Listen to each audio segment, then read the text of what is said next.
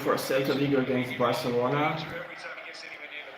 Both teams have something to fight for because Barcelona is still not guaranteed taking part in UEFA Champions League next season, and Celta fighting for survival despite of certain strengths, certain incoming transfers, and first of all Rafa Benitez as a new manager this season. They're still fighting for survival. They still have not guaranteed that they will stay in on the same level of Spanish football. Very positive in midweek, saying that Barcelona can and will still win something this season. Well, it has to be a leader, particularly the attacking part of the team tonight. We've got a 16-year-old and an 18-year-old either side of him. So Lewandowski is. Yeah, and here we are with the first match, with the first starting 11 for Victor Roque. That's quite interesting because he was bought as a competitor for Robert Lewandowski, but right now he is left wing, he's playing left wing, and the fact is that he played impressively, quite impressively when he was in as a left winger. He scored against Alaves. Probably first convenient victory for Barcelona from Barcelona this year. First convenient away victory for Barcelona this year. Game against Alaves. Now we have Iago Aspas on the right wing, and that's a shot. Yeah, that's finally a shot from Fran Beltran here, and Marc-Andre ter Stegen. Marc-Andre ter Stegen, very calm, and that is the key. Because basically one of the biggest problems of Barcelona with Iñaki Peña in goal was the fact that defenders don't trust their goalkeeper. They have no belief that he can make stops, and that was quite true because he was. If we take a look at La Liga stats, then Iñaki Peña was statistically the worst from the point of expected goals and the real goals view. From this statistical point, he was the worst goalkeeper from the whole in the whole league. From 24 goalkeepers with 5+ appearances in the league, he was 24th. He was playing really bad, and that was a big problem for Barcelona because with those transfers, oh, that's quite a strange pass from Kubarsi, but let's say he's 16. Yeah, Kubarsi is still 16. Yeah, that's true. He's still 16. So basically, as a defender, he's looking pretty good. But coming back to the ter Stegen injury and why it was such a key for Barcelona result, the fact is that due to summer transfers, Xavi had to recreate Barcelona in a more attacking mood. He had to build a team that would attack more, that would create more, and from this point of view, the form of Robert Lewandowski is another great problem for Barcelona. But also, you allow more moments near your own goal. And when you allow more moments near your own goal, it is critical to have a world-class goalkeeper for a top club. Ter Stegen is one of the best, if not the best, goalkeeper in the world. Ter Stegen last season was definitely the best one. After the injury, it could be different, but he still guarantees the quality, the world-class quality. Iñaki Peña, as I mentioned, the worst in La Liga stats. Whoa, that's a chance for Celta. I guess here is an offside, but Araujo with the clearance, very, very safe here against Larsen. It looked like, yeah, he's showing that the offside flag should have been raised. Not sure enough. It's still some doubts about an offside. And a corner here, or no? Or that was a clean clearance from a... No, it's a corner. It's a corner for Celta. Still, it looked like he's in a bad position against Larson, but it was a clinical challenge. Yablas passed with cross, far into the far post, tries a shot, blocked, and a chance for counter. Nice pass. Pedri, whoa, that's at least a yellow card. Yeah, that's a yellow. Let's take a look at this moment on a review, because that was quite dangerous, and that for sure was a clear chance for Barcelona, stopped by a foul. No, yeah. Here on this review, we can see that there was no danger. He just pushed Pedri to stop him. That's yellow, not a red one. Yeah, well done by the referee.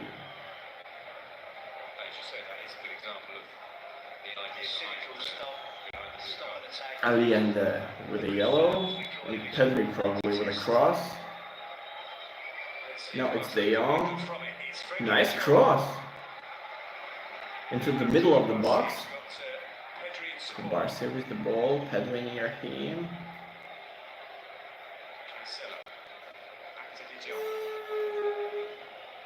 Cancelo on the left wing is also a big problem for Barcelona this season. It doesn't mean he's a bad left defender. He's bad at this position. No, he's not. And in Manchester City, when you have wide playing left winger like Doku this season, like could be Grealish, could be any other option, they had in Manchester City a really wide playing midfielder that can make crosses, many options, that has many options. In that case, you need a left wing that gonna be like inverted, that gonna hit to the middle and find some options there while you're attacking. Here in Barcelona, the flank was under for over 10 years. It was under Jordi Alba. He was just fast running, brilliantly technically, with brilliant technical ability player. He was fast running, he was making great passes, great crosses, great balls in the box. After that, he was replaced by Alex Balde, who was also great right on these points. And now they've got Cancelo because of Balde injury, and he's a completely different type of left back. He's not extremely fast. Balde is, Alba was, Cancelo is not. He's definitely not.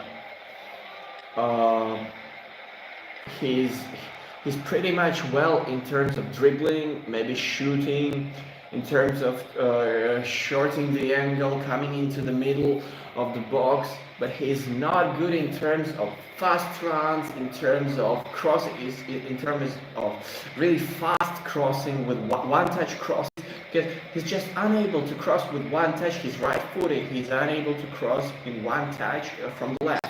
It's natural, but that's a problem. That's a problem for Barcelona, because you lose some seconds, and they are critical on the final phase of their attack, because you need a final pass to be done in time, and 1 second more when you had to change your foot and then pass with your right. That's also a different trajectory of the ball. It causes problems on the final stage. It definitely causes problems on the final stage for Barcelona. Barcelona is in control for this almost 20 minutes of this match. They are in control.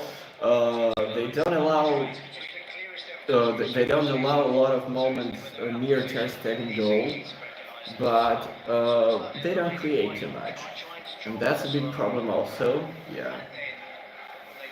I was sure Victor Roque was bought like a replacement for Robert Lewandowski. Should have been a replacement for Robert Lewandowski. But here we are with Victor Roque playing left wing. Felix is injured, and that's the problem. Ferran Torres is injured. Ferran Torres basically had the best form of his life probably at the beginning of this year. He had like the best form, truly the best form of his life, with a hat trick against Betis. Yeah, Cancelo. Yeah, he reached the ball on the left. Yeah, coming into the middle, but Barcelona needs a different type of player here. Yeah, right that moment we've just seen. They need a player who can go wide on the left. With Pedri playing left wing, he's normally a central midfielder. Come on, he's hitting to the center, and that's natural, and that's also that could be, but that could work in case you have a strongly attacking left wing that is really fast and that can offer this width, this offer to pass on a flank, and that's here is Rafael Benitez. It's still a bit strange to see him managing Celta Liga. Telling the truth, you are supposed to see here kind of Quique Sanchez Flores, maybe some other managers that from this class, could be even like Marcelino or maybe Quique Setien. Yeah, that's a chance for Barcelona. If here is no foul, that's a great. Whoa. That was a.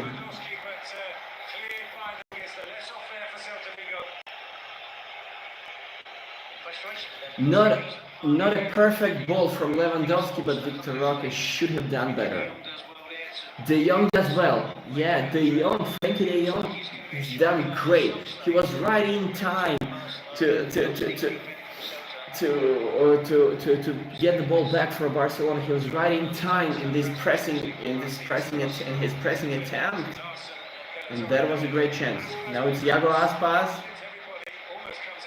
and it's also De Jong now with a nice clearance inside his own box. De Jong is getting much better this season. De Jong is truly getting much better this season. In terms of defense, in terms of feeling the right position in defending. He's now he had a great balls. He was perfect in terms of technique, in terms of passing, and many other subjects. But in terms of defending, he was not good enough to provide a partial replacement for Sergio Busquets. He was not good enough. Definitely not good enough for that. And he's getting better. But this season is also a transition. It should have been a transitional season for Barcelona. Yay, Busquets was not in his best form last year. But even in his normal form, he's irreplaceable. And this season should have been a strong transition.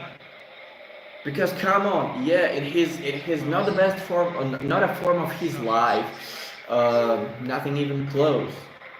But in his normal condition, he was the one with the most appearances from all central midfielders in Barcelona.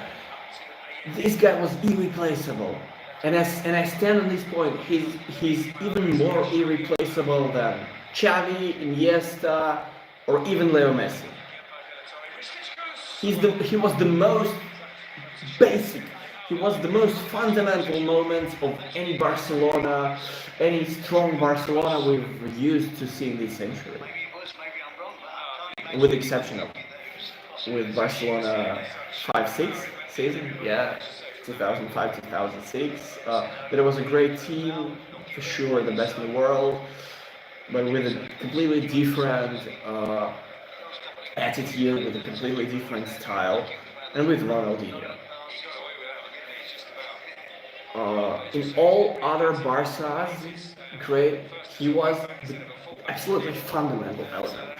It was absolutely fundamental.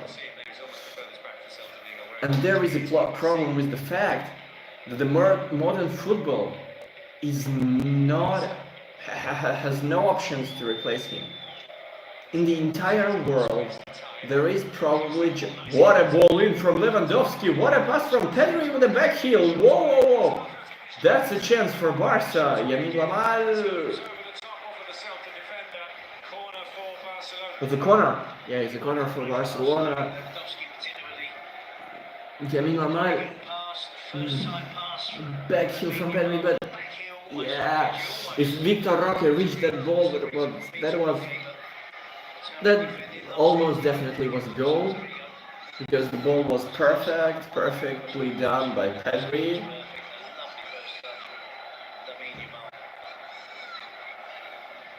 But Celta with a clearance. So now it's a corner for Barcelona.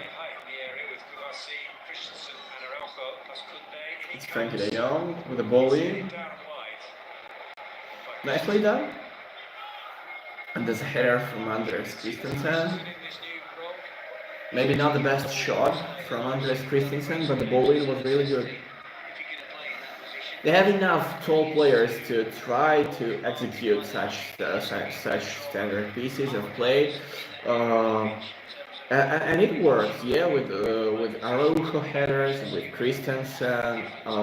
Kurbasi is not too tall, but he's really new face with Barcelona defense, and that's not something Xavi expected to see in his team.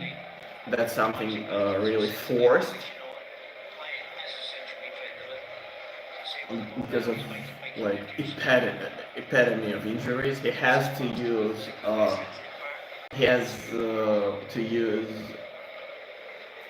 João Cancelo as left back because Balde is injured. Yeah, then he has to use Koundé as a right back because Cancelo, who is normal, who is the first choice right back for Barcelona this season, has to play left, and also he has to use in the middle.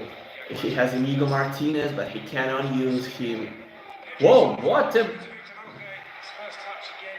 terrible first touch from Lewandowski. He seems to be a different player this season. That was a perfect ball in from Pedri. That was really perfect.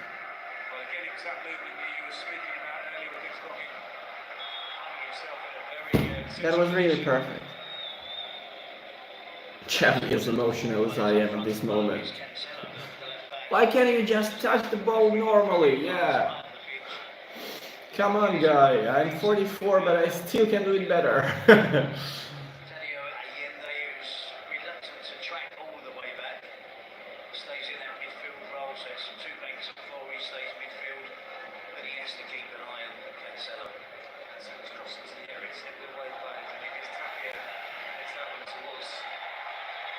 Who's given the foul.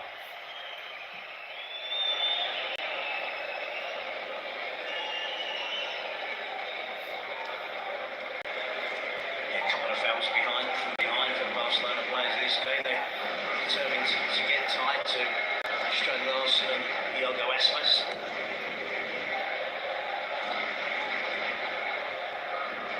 He gets back to Starfelt. Guaita. Leaves the ball behind and is under pressure from Lewandowski. Has time to recover though. Larsen's layoff. They've won it back though, Barcelona. Araujo. Not a perfect goal from Araujo. There was a nice chance for Barcelona, but showing his weakness. But showing the weakness of Araujo, who is, in terms of defending, he's probably the best defender in the world. From my point of view, he's by far the best defender in current football. In defensive perspective, in very tiny defensive perspective, he's the best in the world. But when he's on the ball, he's not the one who can make the through balls like Sergio Ramos, like Virgil van Dijk. He's not the one even to make a nice cross, to make a nice ball. in this option where when it was really clear that Yamin Lamal is alone on the flank, but Araujo still made it. Yeah, Lamal reached the ball, but not in a perfect position to attack. He had to push a bit back, and this attack, after great pressing attempt, great potential opportunity, had to slow down, and that was critical. For the ball to get back into position after Rafa made that running behind to check the run of Strand Larsen. It's all well and good, it's work now. I'll give myself a short break. Never switches off, then it becomes a problem for Barcelona. A loose pass from Victor Roque enables Celta to launch another attack. It's Aspas to Allende. Allende gives it back to the captain. The ball over the top of Strand Larsen. Monday clears. Now the problem is they've got him on a right back, and the problem, Luca de la Torre should have received the pass there, and he would have been open on that far post. By his indications, Rafa Benitez wants his team to attack down the right. He's insistent to look for Tadeo, but it's always wide open, and he wants his team to attack down the right side. That's probably because Cancelo isn't playing at the back. That's the space. Cancelo is playing left back, but he's not there. Normally the left back here. The reality is different. We can see it now very high up the pitch. The head of Kubasi is on the ball for Barcelona.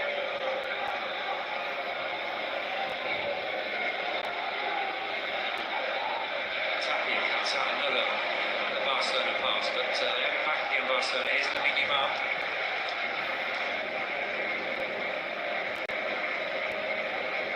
Christensen into Frenkie de Jong, turns into space, plays that into Cancelo, just a little bit too much on the ball. He keeps it in play though, Cancelo.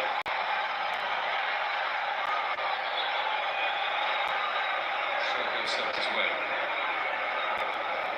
Somewhere along the line it went out, literally, I'm not sure. That's not out. Still not out. Not out. Yes. No idea. The referee also had lots of doubts, and before making the final indication, he observed and took a look at the assistant referee, which indicated that it was a goal for Celta. Yes, he's taken the throw. Tapia plays it on towards Aspas. Allende stayed down. He's back to his feet now. It's another free kick. Just over the 30-minute mark.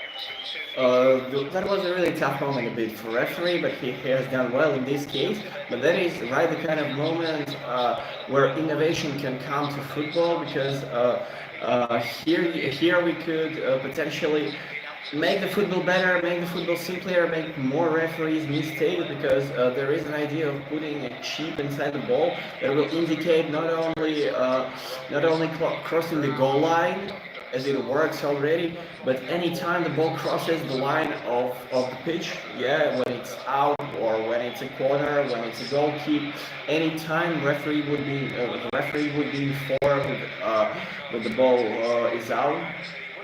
So it could be a great solution, because he had to deal with a really tough situation here on the flank. He done it extremely well. He has done extremely well, but that was tough. He's had a couple of half chances. His touch has got away from him. He's overrun one of them. He got stuck under his feet on the other one. He's getting in the positions. I don't want to be critical of a young player. And if he keeps popping up in those positions where he's playing today, he is likely to score a goal. He's got to have patience, haven't you? Absolutely. His goals per record game is one every 47 minutes, or it wasn't before the start of this game. He only played 93 minutes coming into this game. He's already scored twice. Here he is again.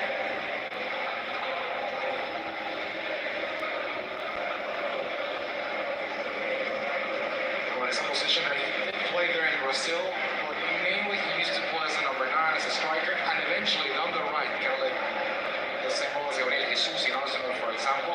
But on the left in Brazil, it was rare to see him.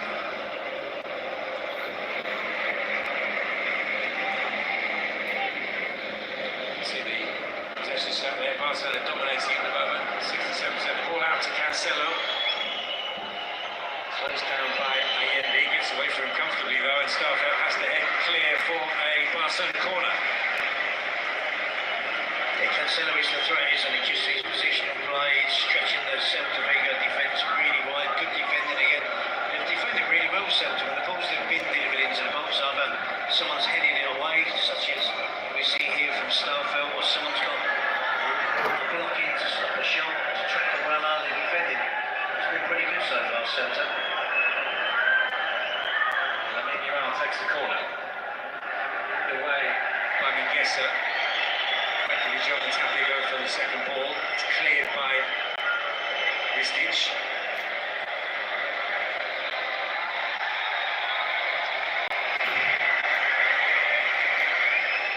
Just an observation there. Usually the corners in football Barcelona are taken by Kai Gundogan, who scored today. The first one was taken by Frankie de Jong, and now Lamine Yamal with the absence of Kai Gundogan.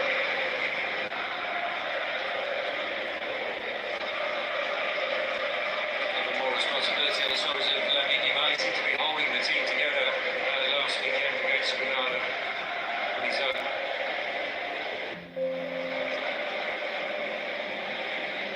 Cancelo into De Jong.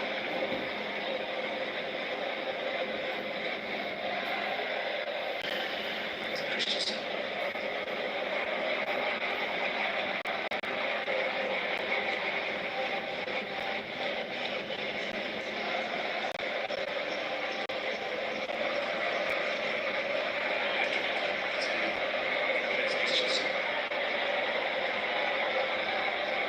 Cancelo. Mingueza comes across. Allende is there as well, and it's Mingueza who makes a block. It's another Barcelona corner. Yeah, there's a problem for Celta Vigo. I mean, Geza wants to track across to try and cover Peter Roque. Allende is switching off and allowing Cancelo to make those runs in behind. Barcelona haven't made the most yet of the space that Cancelo finds himself in. Leave it a right back or right side midfield player. We can take the responsibility for it. They can fire that pass quicker. Cancelo will be in, and it should be an advantage to Barcelona. Well, it's Lamine Yamal who's going to take this corner as well for Barcelona. Swingers headed away by Mingueza. I'm watching it sometimes, and I'm looking at Cancelo drifting forward. He's got the intelligence not to make the run too early. And I'm looking at Allende and Mingueza and thinking, you do realise that he's there because they're kind of ignoring him and inviting the play out onto that side.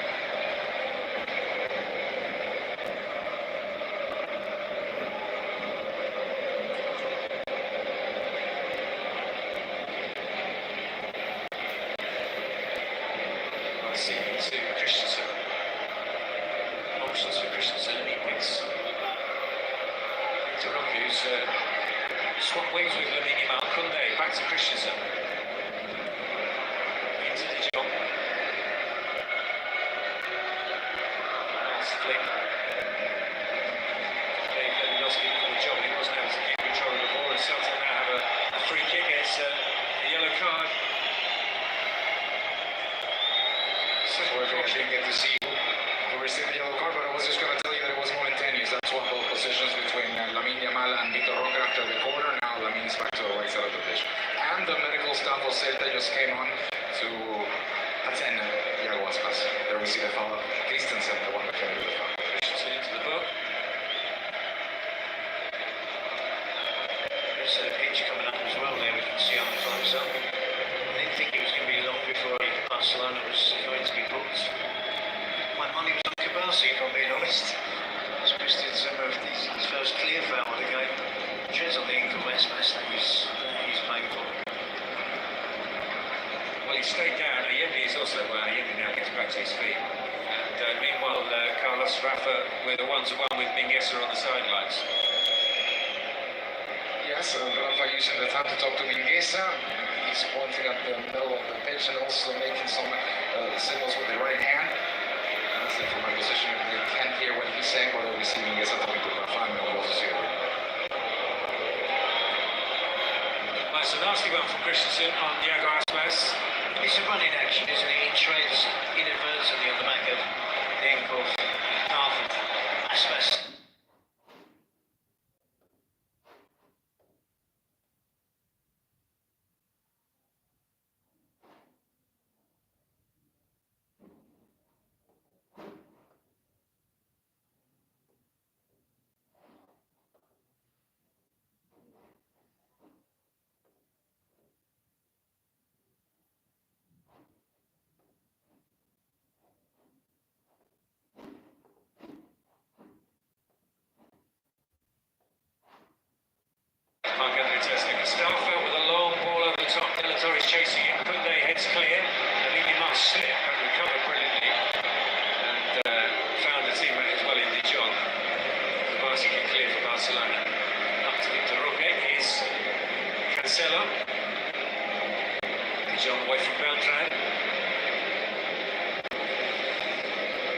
so many occasions in every Barcelona game, Frankie de Jong looks like he's losing possession, and somehow just gets there at the nick of time. His quick feet and his first touch is always where he wants it to be. Nice ball from Barcelona. Pedri into Lewandowski. Might run to Victor Roque. Guaita comes out, smothers it well. Good interchange of passes between Christensen, De Jong and Pedri. And Lewandowski stayed down. Celta decided to continue and then put the ball out of play. There's lots of whistles right now. Lewandowski continues on the ground. The medical staff is just waiting for the referee signal to come on, but it seems that right now Lewandowski is already on his feet.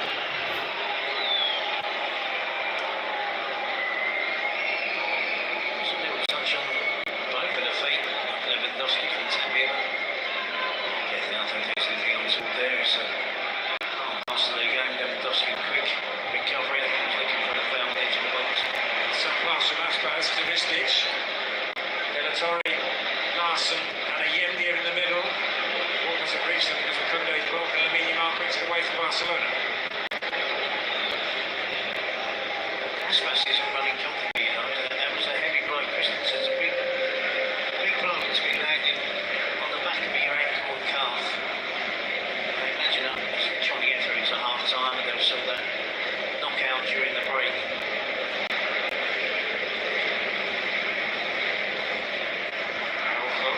Goes long to Lewandowski, takes it there on his chest.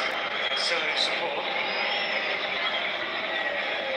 John makes the run, it's picked out, no, it's cut out by Beltran. Here is Aspas, can't prevent the pass and throw though.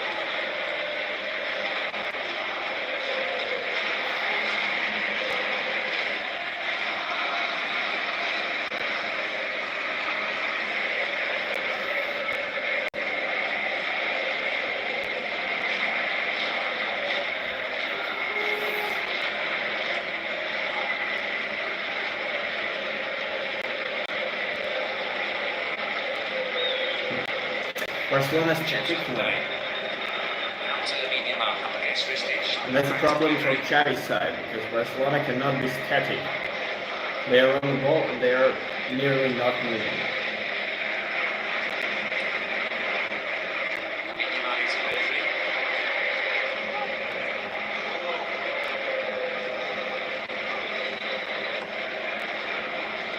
They switch it for Cancelo.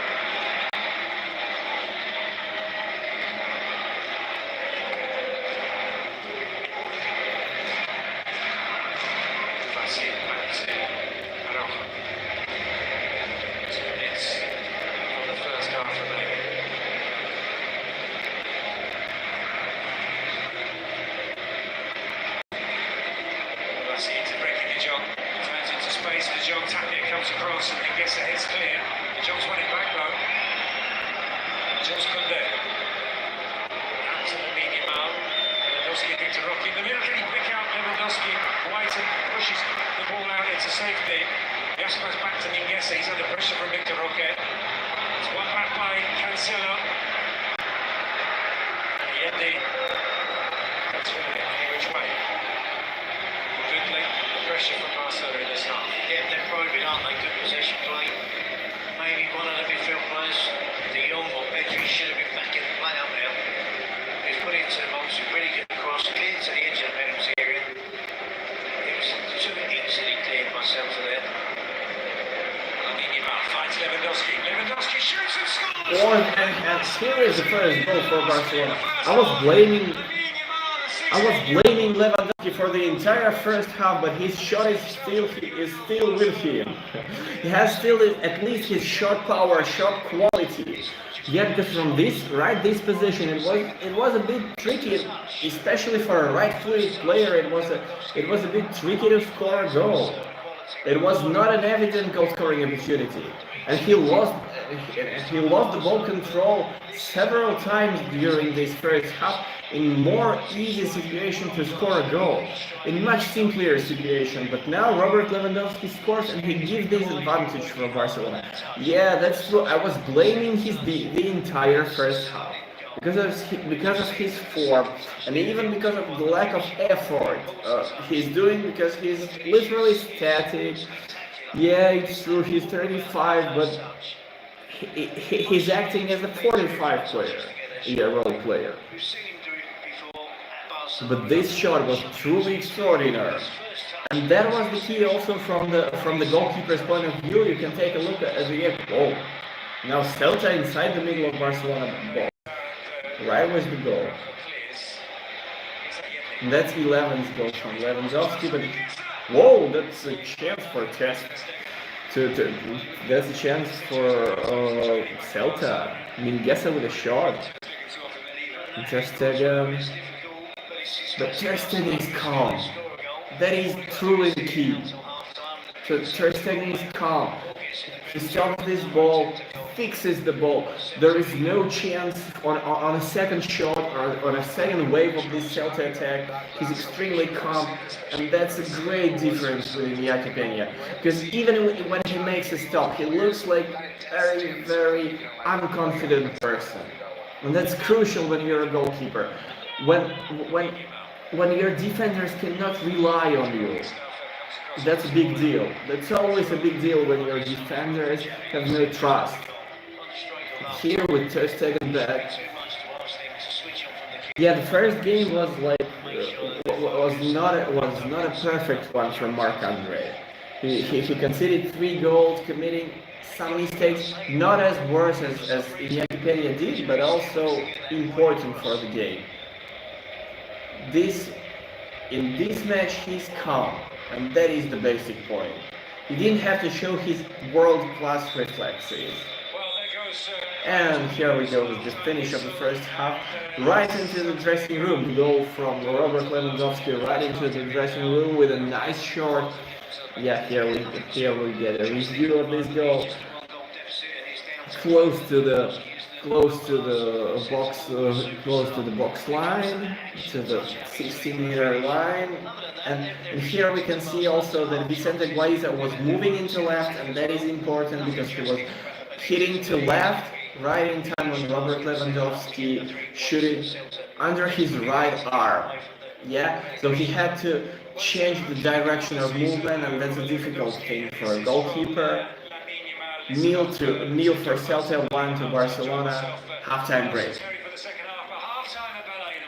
Celta Vigo 0, Football Club Barcelona 1.